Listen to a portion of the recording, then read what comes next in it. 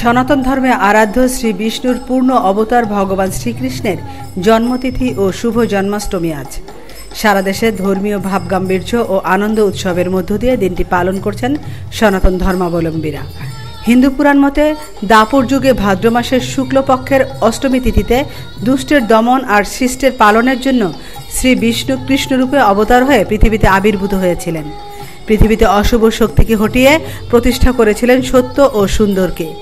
ন্যায়নীতি আর মানবিকতা যখন পাশবিক শক্তির কাছে পরাজিত হয়, ঠিক তখনই মানব জাতির কল্যাণে ধরাধামে শ্রীকৃষ্ণ আবির্ভূত হন।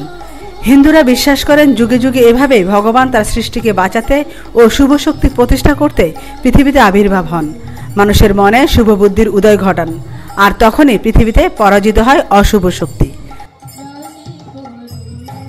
আমিনা ইসলাম, আজকের সংবাদ।